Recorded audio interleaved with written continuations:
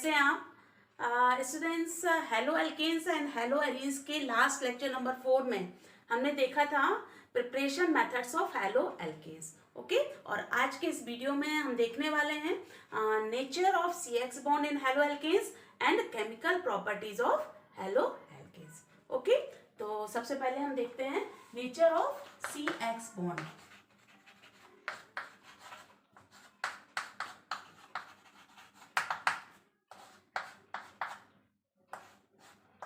किसी भी haloalkane में सी एक्स बॉन्ड है। C X bond means carbon और हेलोजन के बीच में बॉन्ड। हम ये कोई भी कंपाउंड ले सकते हैं, CH3Cl।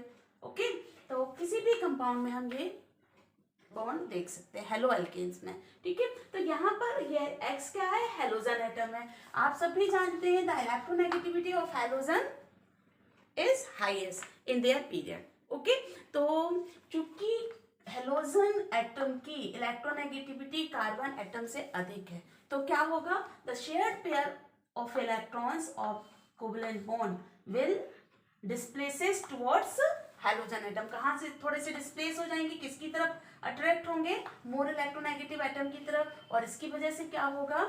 इस हेलोजन एटम पर आ जाएगा पार्शियल नेगेटिव चार्ज और कार्बन पर आ जाएगा, क्या हो जाएगा? Partial positive charge. और इस प्रकार से ये मॉलिक्यूल कैसा, किस तरीके से बिहेव करेगा? डायपोल्स। यहाँ पर आपको 2 पोल्स बन गए हैं, एक positive and negative. That's why C X bond कैसे नेचर का होता है? Polar in nature. इसका नेचर कैसा होगा? पोलार नेचर होगा। ठीक है, और पोलैरिटी को हम किसकी टर्म्स में मेजर करते हैं? Dipole movement. तो पोलैरिटी जितनी ज्यादा होगी, डायपोल मूवमेंट उतना ही ज्यादा होगा।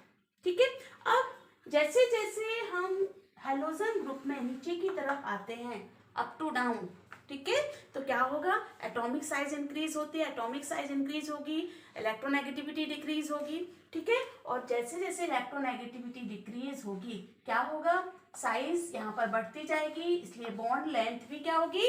इंक्रीज होगी। और बॉन्ड लेंथ इंक्रीज होने की वजह से bond strength, that is bond enthalpy and dipole moment क्या होगा? बॉन्ड लेंथ इंक्रीज होगी। ठीक है, बॉन्ड लेंथ इंक्रीज होगी, और बॉन्ड लेंथ इंक्रीज होने से जो बॉन्ड स्ट्रेंथ है, मींस बॉन्ड एंथैल्पी, वो क्या हो जाएगी? डिक्रीज होगी, कम हो जाएगी। और डायपोल मोमेंट भी क्या होता जाएगा? कम होता जाएगा। तो इस प्रकार से आपके सामने ये डेटा दिया हुआ है। तो आप क्या देख रहे हैं यहाँ पर कि जैसे जैसे हम एक ही एल्किल ग्रुप के लिए यदि हम देखते हैं मिथाइल, तो सबसे कम, सबसे अधिक जो बॉन्ड लेंथ है वो किसकी है? Methyl iodide, then methyl bromide, then methyl chloride and then methyl fluoride. तो जैसे जैसे बॉन्ड लेंथ क्या होती जाएगी? छोटी होती जाएगी, बॉन्ड डिसोसिएशन एनर्जी इंक्रीज होगी और डायपोल मोमेंट भी इंक्रीज होगा। तो इस प्रकार से हम ये डेटा को देख सकते हैं। ठीक है, तो इन पर बेस्ड भी छोटे से रीजनिंग क्वेश्चन या फिर ऑब्जेक्टिव ये भी आपके आ जाते हैं, तो आपको छोटे छोटे पॉइंट्स को भी ध्यान रखना है। ओके, तो ये बात आपको क्लियर हो गई कि सी एक्स बॉन्ड कैसे होता है? पोलर नेचर का होता है। और जैसे जैसे हम हेलोजन ग्रुप में नीचे की तरफ आते हैं, तो पोलैरिटी क्या होती है? कम होती जाती है, डायपोल मोमेंट भी डिक्रीज होता है। ओके, चलिए अब हम देखते हैं chemical properties of haloalkanes.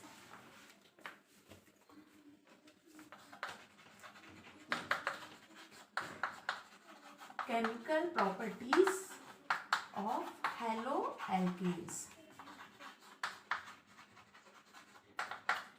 Basically haloalkanes में 4 टाइप्स की रिएक्शंस आपको देखने को मिलेंगी।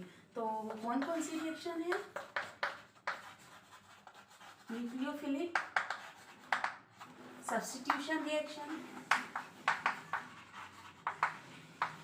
Then elimination reaction,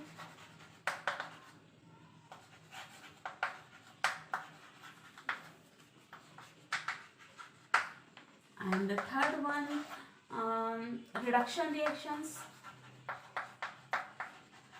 and then reactions with metal.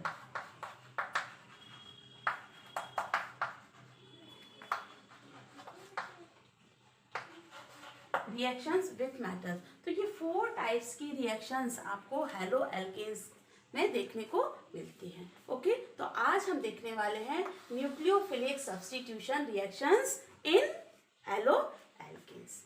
Okay, तो सबसे पहले हमको क्या देखना है कि न्यूक्लियोफिलिक सब्स्टिट्यूशन रिएक्शंस तो क्या होती है। न्यूक्लियोफिलिक सब्स्टिट्यूशन रिएक्शन, इसको देखने के पहले हमको समझ लेना है कि व्हाट आर न्यूक्लियोफाइल्स।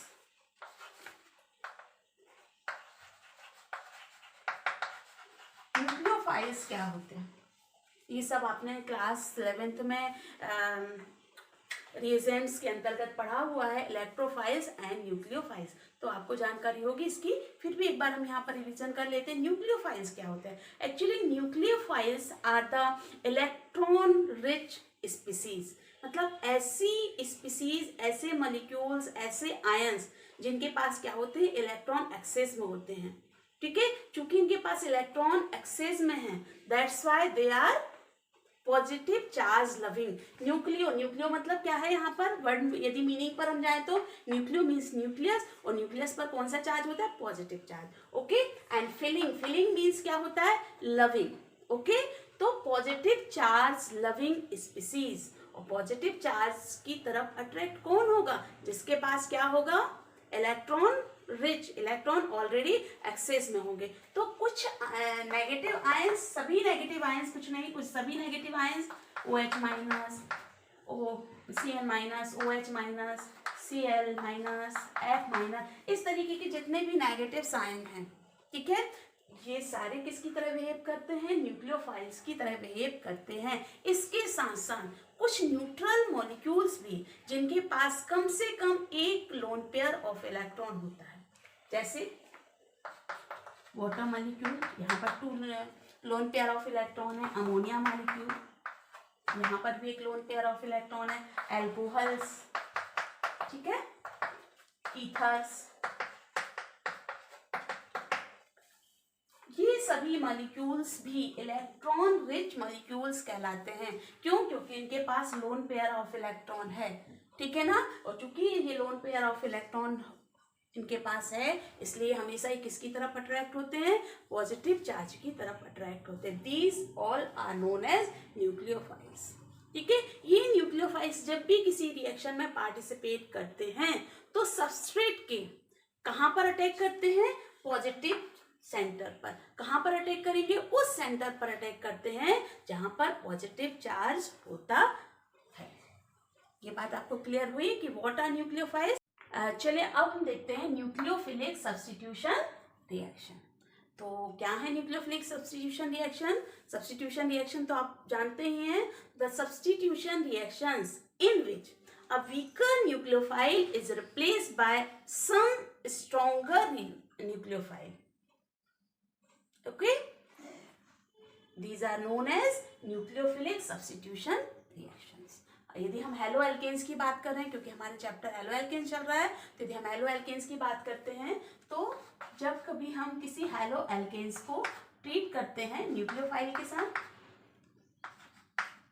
ओके, तो क्या होता है, the halogen atom of haloalkane is replaced by nucleophile and these reactions are known as nucleophilic substitution reactions. क्या हो जाएगा यहाँ पर, हेलोजन एटम की जगह क्या आ जाएगा, न्यूक्लियोफाइल, और ये किस फॉर्म में निकल जाएगा, हैलाइड आयन के फॉर्म में रिप्लेस हो जाएगा।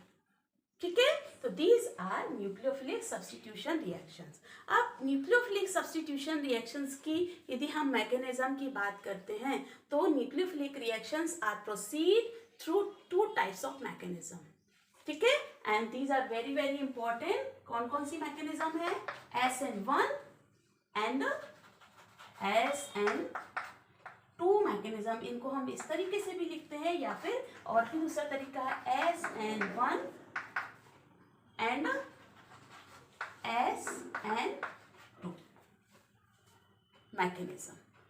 ठीक है, तो चलिए हम देखते हैं कि क्या है ये SN1 एंड SN2 मैकेनिज्म।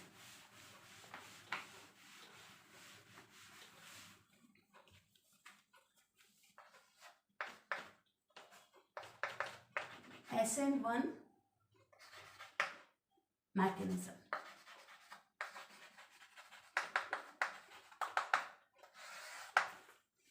तो सबसे पहले तो हम इसकी सिंबॉलिक मीनिंग देखते हैं। Okay, S means substitution.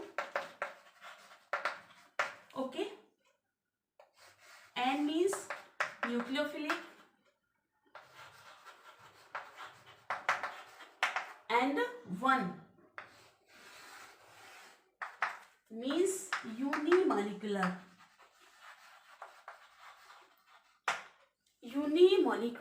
means SN1। यदि हम इसको कंबाइन करके बोलते हैं तो यूनिमोलिकुलर न्यूक्लियोफिलिक सब्स्टिट्यूशन रिएक्शंस।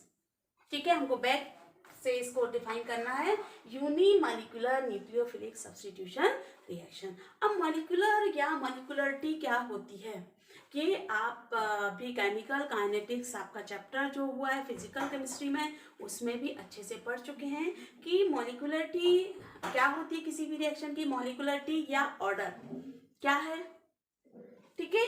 तो एक्चुअल में molecularity of a chemical reaction is defined as the number of species, chemical species taking part in the slowest step of the chemical reaction। कोई भी केमिकल रिएक्शन जब proceed होती है, यदि एक complex reaction की बात करें और जब वो केमिकल रिएक्शन कई स्टेप्स में होती है तो इसमें से जो स्लोएस्ट स्टेप होती है उसे कहते हैं रेट डिटरमाइनिंग स्टेप। ठीक है, और रेट डिटरमाइनिंग स्टेप में जितनी भी केमिकल स्पीसीज, जितनी भी मॉलिक्यूलर स्पीसीज पार्टिसिपेट करती हैं उनको हम क्या कहते हैं, मॉलिक्युलरिटी ऑफ द रिएक्शन। ओके, तो यदि हम यूनिमोलिकुलर न्यूक्लियोफिलिक सब्स्टिट्यूशन रिएक्शंस की बात करें तो अब इसका कंप्लीट नाम यहाँ पर हम लिख देते हैं। ओके, क्या हो गया ये, यूनिमोलिकुलर न्यूक्लियोफिलिक सब्स्टिट्यूशन mechanism।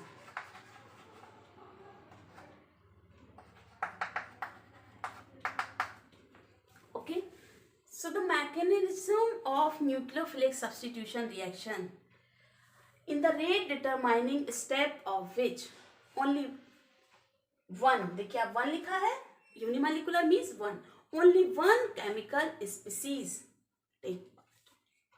ठीक है, कितनी स्पीसीज पार्टिसिपेट करती है रेट डिटरमाइनिंग स्टेप में, केवल एक। या फिर हम कह सकते हैं the nucleophilic substitution reaction whose rate depends only upon 1 concentration term, जिसकी रेट केवल एक ही कॉन्सेंट्रेशन टर्म पर डिपेंड करती है, उसे हम क्या कहते हैं, यूनिमोलिकुलर न्यूक्लियोफिलिक सब्स्टिट्यूशन। ठीक है, तो यदि इनकी हम इस टाइप की जो भी रिएक्शंस हैं उसकी यदि हम रेट की बात करें हेलो एल्केन्स में तो क्या हो जाएगी rate, this is equal to K. ये केवल हेलो एल्केन मॉलिक्यूल पर ही डिपेंड करती है, that's why it is unimolecular. ठीक है, अब हम एक एग्जांपल देख लेते हैं। एक्चुअली फॉर एग्जांपल जब हम टर्सरी ब्यूटिल ब्रोमाइड का हाइड्रोलिसिस करते हैं, टर्सरी ब्यूटिल ब्रोमाइड का जब हम हाइड्रोलिसिस करते हैं तो हाइड्रोलिसिस में क्या होता है, OH माइनस आयन क्या करेगा, इसको ब्रोमाइड आयन को रिप्लेस करेगा।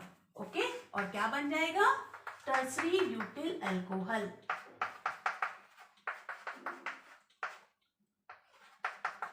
Plus Br minus. ठीक है, अब ये रिएक्शन एक्चुअल में किस मैकेनिज्म के थ्रू प्रोसीड होती है, SN1 मैकेनिज्म के थ्रू ये प्रोसीड आगे बढ़ेगी। ओके, तो क्या है इसकी मैकेनिज्म, हम इस रिएक्शन की मैकेनिज्म को देख लेते हैं। एक्चुअली ये रिएक्शन कंप्लीट होती है 2 स्टेप में। In step 1 it is 2-step mechanism। in first step, first of all CBr bond is breakdown। क्या हो जाएगा, CBr बॉन्ड का क्या होगा, ब्रेक होगा और इससे क्या बनेगा, कार्बोकेटायन का फॉर्मेशन होगा, एक कार्बोकेटायन इंटरमीडिएट के फॉर्म में हमको मिलेगा। ओके, तो क्या बनेगा यहाँ पर देखिए, सबसे पहले this is first step, we are, ये यहाँ पर मोर इलेक्ट्रोनेगेटिव है, इसलिए क्या करेगा, यहाँ के इलेक्ट्रॉन्स को लेकर ब्रोमाइड आयन के फॉर्म में निकलेगा और हमको मिलेगा कार्बोकेटायन।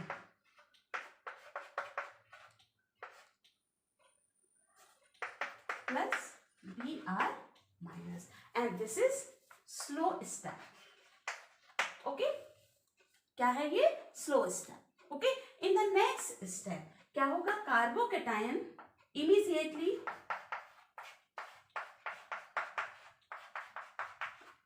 रिएक्ट्स विथ न्यूक्लियोफाइल, हमारे न्यूक्लियोफाइल क्या है, OH माइनस, एंड फॉर्म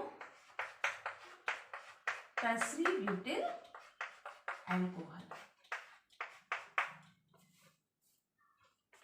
दिख रहा है आपको, समझ में आ रहा है? तो ये स्टेप जो फर्स्ट स्टेप है, ये कैसी स्टेप है, स्लो स्टेप है। और अभी मैंने आपको बताया कि स्लो स्टेप या स्लोएस्ट स्टेप को हम क्या बोलते हैं, रेट डिटरमाइनिंग स्टेप। और इस रेट डिटरमाइनिंग स्टेप में आप क्या देख रहे हैं, only one species halo alkane क्या कर रहा है, पार्टिसिपेट कर रहा है। That's why it is unimolecular nucleophilic substitution reaction.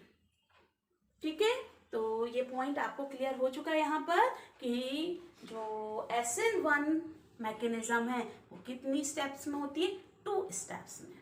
First step में क्या बनता है, कार्बोकेटायन का फॉर्मेशन होता है, ठीक है, it is rate determining step. And second step में क्या होगा, कार्बोकेटायन न्यूक्लियोफाइल के साथ कंबाइन होकर आपको क्या देगा, प्रोडक्ट देगा। ठीक है, चलिए अब इसके हम थोड़ा सा देख लेते हैं स्टीरियोकेमिस्ट्री ऑफ SN1 रिएक्शन। चलिए स्टीरियोकेमिस्ट्री देखने के पहले हम एक पॉइंट और देख लेते हैं जो कि रीजनिंग क्वेश्चन में भी आता है आपका। What is the order of primary, secondary and tertiary haloalkane towards SN1 reaction?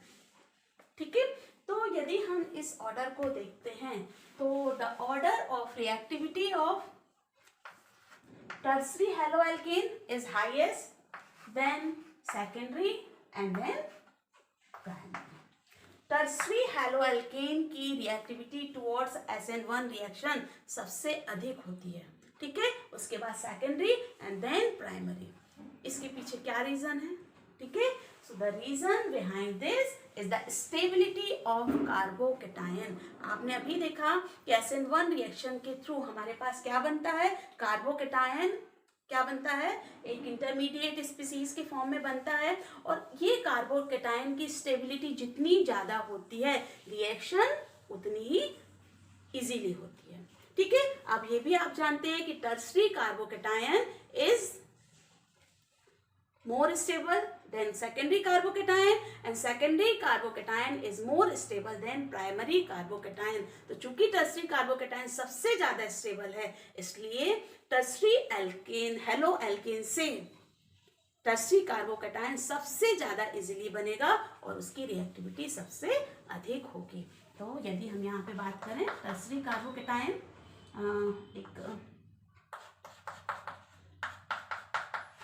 ये सारे पॉइंट्स आप लोग क्लास 11th में पढ़े हुए हैं और यदि मुझे मौका लगेगा तो मैं आपकी कोर्स में भी एक वीडियो शेयर कर दूंगी कि क्यों ये सबसे ज़्यादा स्टेबल होता है, बिकॉज ऑफ हाइपर कॉन्जुगेशन। यदि हम हाइपर कॉन्जुगेशन के थ्रू इसके स्ट्रक्चर्स को देखेंगे तो ये टोटल सबसे ज़्यादा स्ट्रक्चर बनाएगा, 10 स्ट्रक्चर्स इसके बनेंगे। ठीक है, और इसके बाद यदि हम सेकेंडरी को देखते हैं,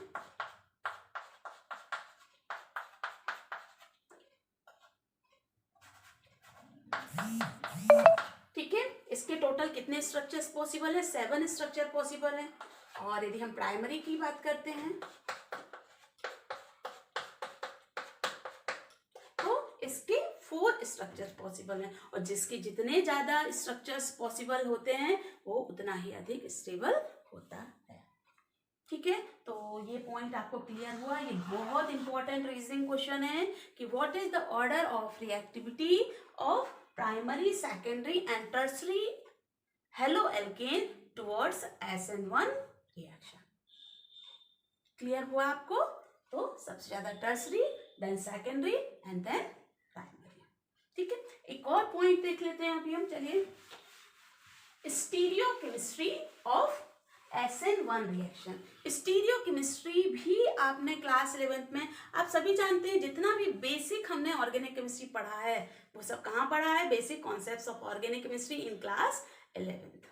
ठीक है, और यदि आपका कुछ चीजें छूट भी गई हैं तो अभी भी आप उसको कंटिन्यू कर सकते हैं। ठीक है, तो स्टीरियोकेमिस्ट्री में यदि की बात करें तो आपने आइसोमेरिज्म पढ़ा है। It is of 2 types, structural isomerism and stereo isomerism.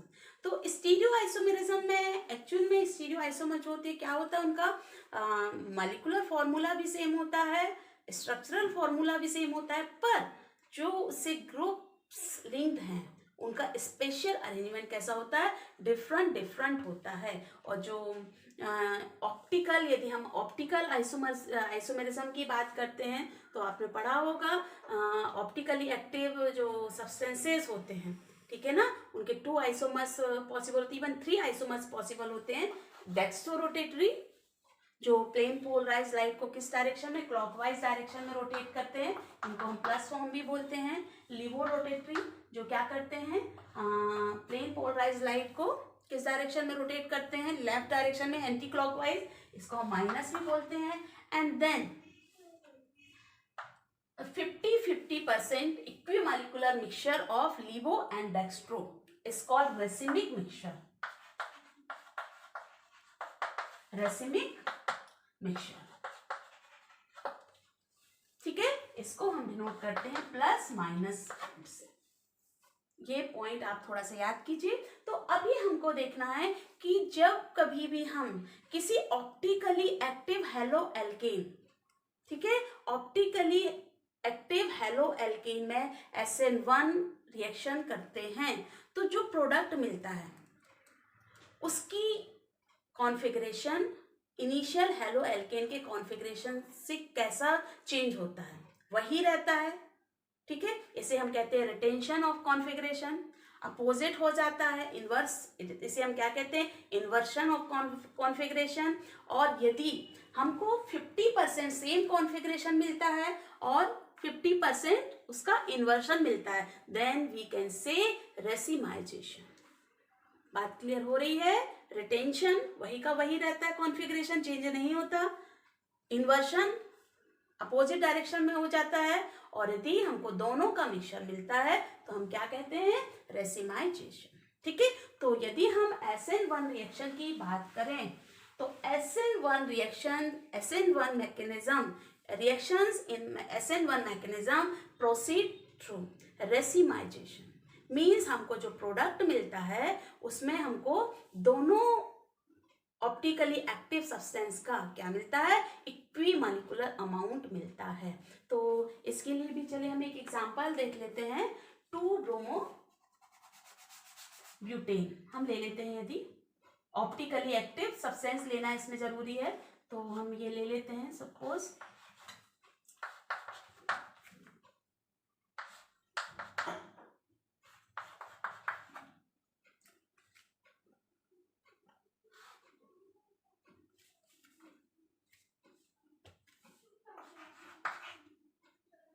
Br-, this is 2-ब्रोमो ब्यूटेन। ओके, अब यदि इससे जो कार्बोकैटायन बनता है क्या बनेगा?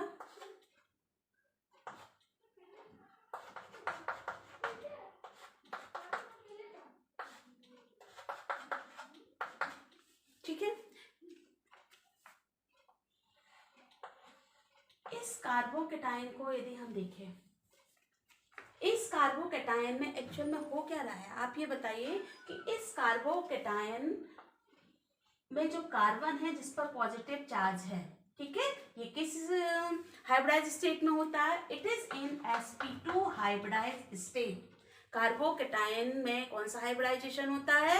sp2 hybridisation. और because of sp2 hybridisation it has planar geometry. कैसी होती है? प्लेनर ज्योमेट्री होती है। अब इस प्लेनर ज्योमेट्री ज्योमेट्री वाले कार्बोकैटायन पर न्यूक्लियोफाइल का अटैक कहाँ से हो सकता है? किसी भी डायरेक्शन से हो सकता है, यहाँ से भी हो सकता है और यहाँ से भी हो सकता है। ठीक है, यदि इस पर लेफ्ट डायरेक्शन से यहाँ से कोई न्यूक्लियोफाइल अटैक करता है, आप देखिए ध्यान से, यदि यहाँ से कोई न्यूक्लियोफाइल अटैक करता है तो क्या होगा? जो आपका प्रोडक्ट बनेगा वो कैसा होगा?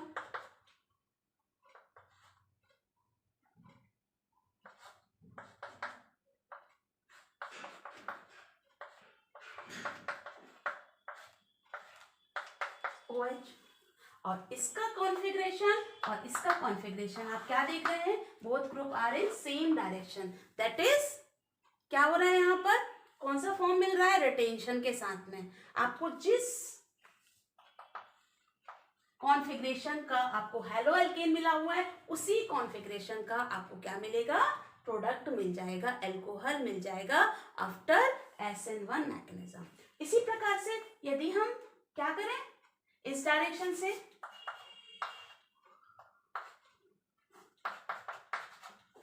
न्यूक्लियोफाइल अटैक करता है, क्योंकि ये सिमेट्रिक है और कहीं से भी न्यूक्लियोफाइल दोनों डायरेक्शन से अटैक यहाँ पर कर सकता है। यदि इस डायरेक्शन से यहाँ पर अटैक करता है तो हमको कौन सा प्रोडक्ट मिल जाएगा? C2H5H CH3 and OH। अब यहाँ पर आप देख रहे हैं जो कॉन्फ़िगरेशन है वो क्या हो गया? अपोजिट हो गया। यहाँ पर OH अब ग्रुप किस डायरेक्शन में जुड़ा हुआ है? जिस डायरेक्शन में Br जुड़ा था उसके अपोजिट डायरेक्शन, मीन्स इन्वर्जन। यहाँ पर है रिटेंशन और यहाँ पर है इन्वर्जन, यानी कि कार्बोकैटायन की कंडीशन में दोनों ही प्रकार के प्रोडक्ट पॉसिबल हैं। दोनों ही प्रोडक्ट कितने परसेंट बनते हैं? 50-50%। मीन्स हमको क्या मिलता है? Racemic mixture. ठीक है, तो जब कभी भी हम ऑप्टिकली एक्टिव हेलो एल्केन का SN1 मैकेनिज्म के थ्रू क्या करते हैं? न्यूक्लियोफिलिक सब्स्टिट्यूशन करते हैं, तो ये हमको क्या मिलता है? रेसिमिक मिक्सचर मिलता है। ये भी बहुत इंपॉर्टेंट पॉइंट है। क्यों मिलता है ये आपने देख लिया। ठीक है, तो आपको क्लियर हुई SN1 मैकेनिज्म क्या है? It is 2 step mechanism. ठीक है, इसके साथ ही आपने क्या देख लिया? Primary, secondary and tertiary haloalkanes का जो रिएक्टिविटी ऑर्डर है वो भी आप देख चुके हैं। और इसके बाद आपने देखा stereochemistry, means SN1 reactions proceed through racemisation. ये पॉइंट क्लियर? चलिए अब हम देखने वाले हैं SN2 मैकेनिज्म। ओके, चलिए हम देखते हैं बाय SN2 मैकेनिज्म मीन्स, फिर वही यहाँ पर मीनिंग यदि हम देखेंगे तो 2 means by molecular nucleophilic substitution mechanism. Okay, तो अभी मैंने जैसा SN1 में बताया तो वहाँ पर क्या होता है कि rate depends upon 1 concentration term. तो बायोमॉलिक्यूलर रिएक्शंस क्या होंगी? The nucleophilic substitution reactions whose rate depends upon 2 chemical species. ठीक है, or we can say and the rate determining step of which 2 chemical species take part is known as biomolecular nucleophilic substitution reaction. ठीक है, तो यदि हम biomolecular nucleophilic substitution reactions की rate की बात करें तो ये क्या होती है? ये हमारा हेलो एल्केन के साथ साथ न्यूक्लियोफाइल पर भी डिपेंड करती है। ओके, और इसलिए इसकी मॉलिक्यूलरिटी या वी कैन से ऑर्डर क्या होती है? 2। ठीक है, SN1 रिएक्शन की ऑर्डर 1 और यहाँ पर क्या होती है? ऑर्डर 2। ठीक, चलिए हम एग्जांपल लिखते हैं। फॉर एग्जांपल, जब कभी भी हम मिथाइल क्लोराइड का हाइड्रोलिसिस करते हैं, ठीक है,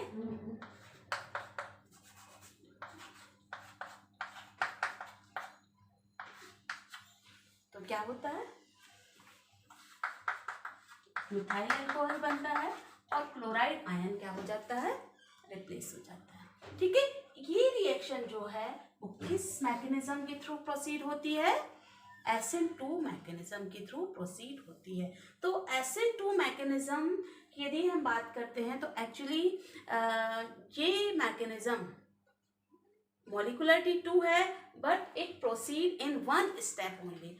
एक ही स्टेप में ये कंप्लीट होती है। तो क्या होता है, सबसे पहले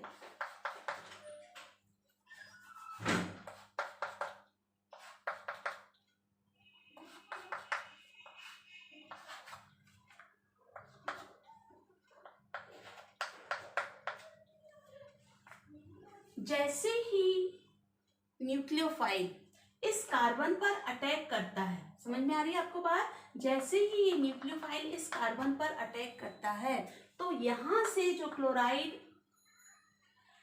एटम है ये क्या होगा, यहां से रिप्लेस होना स्टार्ट कर देता। एक बार में रिप्लेस नहीं होता, ये यहां से बॉन्ड फॉर्मेशन स्टार्ट हो रहा है, तो यहाँ से बॉन्ड क्या हो रही है, ब्रेकिंग स्टार्ट हो रही है, और इसके कारण हमको एक क्या मिलेगा, ट्रांजिशन स्टेट मिलेगी। ट्रांजिशन स्टेट में क्या होगा, कार्बन एटम एक साथ यहाँ से क्या लिंक हो रहा है, हम यहाँ पे डॉटेड बॉन्ड बना रहे हैं क्योंकि ये बॉन्ड अभी बना नहीं है। क्या हो रहा है, ये बनना स्टार्ट हुआ है और यहाँ से जुड़ा हुआ है न्यूक्लियोफाइल या हाइड्रोक्साइड आयन। ओके, और यहाँ से क्लोराइड आयन यहाँ से निकलना स्टार्ट हो रहा है, इसलिए यहाँ पर बना हुआ है। चूंकि ये माइनस था, यहाँ ने इसने इसको अपने इलेक्ट्रॉन देना जब स्टार्ट किए, इस पर आ जाएगा पार्शियल नेगेटिव चार्ज, और यहाँ से ये क्लोराइड है, इसने क्या किया, यहाँ से अपने इलेक्ट्रॉन लेना स्टार्ट किए हैं, इसलिए क्या हो जाएगा, इस पर partial negative charge, and this is transition state.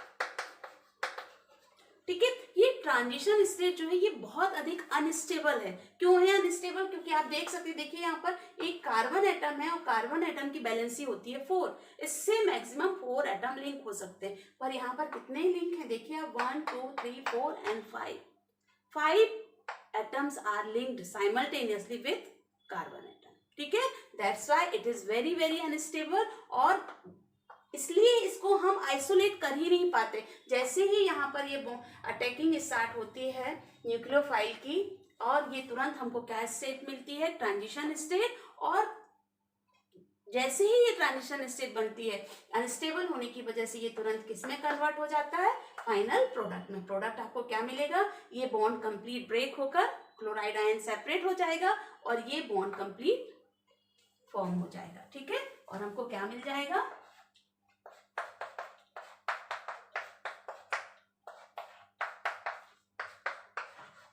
Cl-। Clear, तो हमने क्या देखा कि SN2 mechanism is a single step mechanism. ठीक है, एक ही स्टेप होता है, यहाँ पर ट्रांजिशन स्टेट बनती है पर ये कोई स्टेप नहीं, क्योंकि ये बहुत कम समय के लिए बनती है, इसको हम आइसोलेट भी नहीं कर पाते, इसलिए हम इसको क्या कहते हैं, सिंगल स्टेप, एक ही स्टेप में कंप्लीट होती है। ओके, और ये जो स्टेप है, इस स्टेप में क्या हो रहा है, how many species are taking part, 2 nucleophile and haloalkane molecule, यहाँ पर मैंने लिखा हुआ है, देख सकते हैं आप, तो यहाँ पर 2 स्पीसीज पार्टिसिपेट कर रही हैं, या इस रिएक्शन की रेट किस पर है, डिटरमाइनिंग स्टेप में 2 स्पीसीज हैं, इसकी रेट 2 स्पीसीज के कॉन्सेंट्रेशन पर डिपेंड कर रही है, that's why it is bimolecular nucleophilic substitution reaction. ठीक है, यहाँ तक आपको क्लियर हुआ। चलिए अब आगे बढ़ते हैं हम। फिर यहाँ पर जैसे हमने SN1 में देखा था कि for SN1 reaction the order of reactivity of primary, secondary and tertiary alcohol क्या था, सबसे ज्यादा टर्सरी का था और प्राइमरी की रिएक्टिविटी सबसे कम थी। अब यहाँ पर हम देखते हैं क्या होता है। ठीक है, यहाँ पर इसका जस्ट अपोजिट, सबसे अधिक रिएक्टिविटी होती है फॉर SN2 मैकेनिज्म, किसकी होती है, primary haloalkane, then secondary haloalkane and then tertiary haloalkane. ये बात आपको क्लियर हो रही है कि प्राइमरी की सबसे ज्यादा, then secondary and then tertiary. चलिए इसका रीजन भी देखते हैं कि इसके पीछे क्या रीजन है। ठीक है, तो हम बना लेते हैं यहाँ पर एक primary,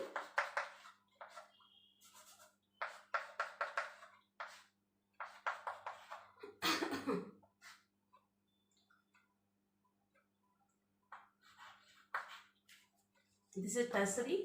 Okay, then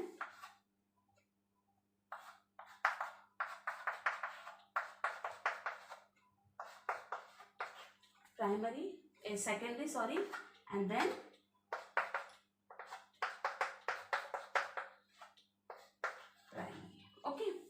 tertiary, secondary and then primary. ठीक है, अब आप इसमें देख रहे हैं कि ये मैकेनिज्म किस तरीके से होती है कि ब्रोमाइड आयन एक पहले से नहीं निकलता, ब्रोमाइड आयन यहाँ पर लिंक्ड है और इस पर किसका, न्यूक्लियोफाइल का अटैक होता है। तो न्यूक्लियोफाइल कहाँ से अटैक करता है, अपोजिट साइड से। जब न्यूक्लियोफाइल अपोजिट साइड से अटैक करता है तो क्या चाहिए उसको, स्पेस। ठीक है ना, उसको जितना इजीली वो इस पर अटैक कर पाएगा, उसके चारों तरफ means carbon atom linked with halogen atom.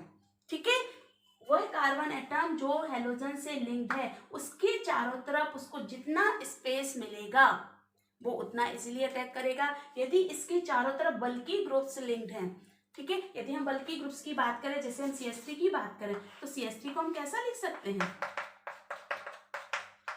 ठीक है, ये इतना स्पेस कवर कर रहा है। यदि हम इस CH3 की बात करें तो ये क्या कर रहा है, ये भी स्पेस कवर कर रहा है, और इस CH3 के कारण भी क्या कर रहा है, ये भी स्पेस कवर कर रहा है।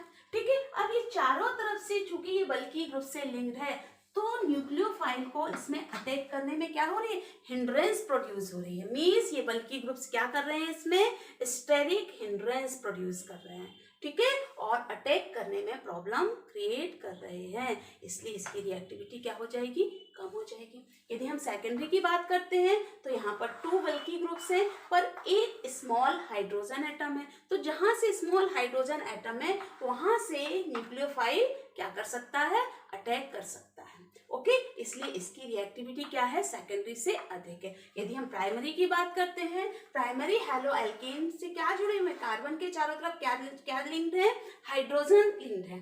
ठीक है ना, तो 2 हाइड्रोजन है, इसलिए इनकी साइज क्या होती है, हाइड्रोजन की साइज बहुत छोटी होती है, इनके चारों तरफ अभी भी स्पेस है, इसलिए इनका जो हिंड्रेंस पावर है ना, स्टेरिक हिंड्रेंस से बहुत कम होता है, और यहाँ पर न्यूक्लियोफाइल इजीली अटैक कर सकता है। ठीक है, इसलिए प्राइमरी हैलो एल्केन की रिएक्टिविटी सबसे अधिक, then secondary and finally tertiary की। तो ये पॉइंट भी आपको क्लियर हुआ, बिकॉज ऑफ स्टेरिक हिंड्रेंस। ठीक है, स्टेरिक हिंड्रेंस की वजह से प्राइमरी की सबसे ज्यादा, क्योंकि यहाँ स्टेरिक हिंड्रेंस सबसे कम होता है, देन सेकेंडरी और टर्सरी में सबसे अधिक स्टेरिक हिंड्रेंस होता है, इसलिए क्या होता है, इनकी रिएक्टिविटी सबसे कम होती। ये पॉइंट क्लियर हुआ आपको। चलिए, एक और वही जो हमने स्टीरियोकेमिस्ट्री ऑफ SN1 रिएक्शन देखी थी, अब हम स्टीरियोकेमिस्ट्री ऑफ SN2 देख लेते हैं। तो SN2 में तो अभी आपने जस्ट देखा कि एक साथ क्या हो रहा है, यहाँ पर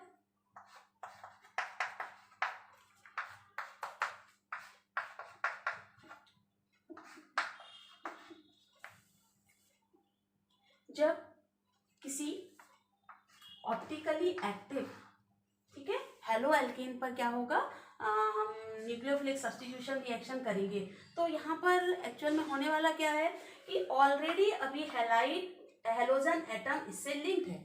ठीक है, हेलोजन एटम अभी ऑलरेडी यहाँ से लिंक्ड है, तो यहाँ से तो न्यूक्लियोफाइल अटैक कर ही नहीं सकता। न्यूक्लियोफाइल हमेशा कहाँ से अटैक करेगा, अपोजिट डायरेक्शन से।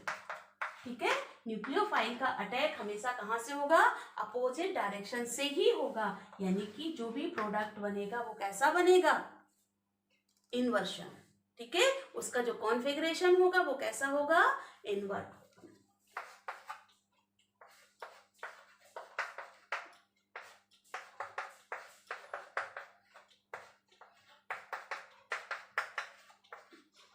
Okay, so we can say SN2 mechanism proceed through inversion of configuration. SN1 racemization of configuration and SN2 reactions या mechanism proceed through, यहाँ देख रहे हैं configuration, यहाँ पर Br राइट साइड में जुड़ा हुआ है, जबकि OH कहाँ पर है, इसकी अपोजिट डायरेक्शन में। So SN2 mechanism proceed through inversion of configuration। ये पॉइंट भी आपको क्लियर। तो ये दोनों ही mechanism SN1 and SN2 mechanism बहुत इंपॉर्टेंट है, डायरेक्ट आपसे पूछी जाती हैं। और इसके साथ साथ अभी मैंने आपको इसके रीजनिंग क्वेश्चंस भी बताए हैं, तो वो भी बहुत अधिक इम्पॉर्टेंट हैं आपके एग्जाम पॉइंट ऑफ व्यू से, तो आप इनको तैयार कर लीजिए। ओके, तो आज के लिए इतना ही है। नेक्स्ट लेक्चर में हम देखेंगे कि कौन कौन सी, अभी तो आज हमने मैकेनिज्म को देखा है, और नेक्स्ट लेक्चर में हम देखने वाले हैं न्यूक्लियोफिलिक सब्स्टिट्यूशन रिएक्शंस इन हेलोएल्केन, मींस कौन कौन सी रिएक्शंस है, हम डायरेक्टली रिएक्शंस पढ़ेंगे। यहाँ आज हमने मैकेनिज्म को कंप्लीट किया है। ओके, तो इनको आप अच्छे से तैयार कर लीजिए। Okay, bye.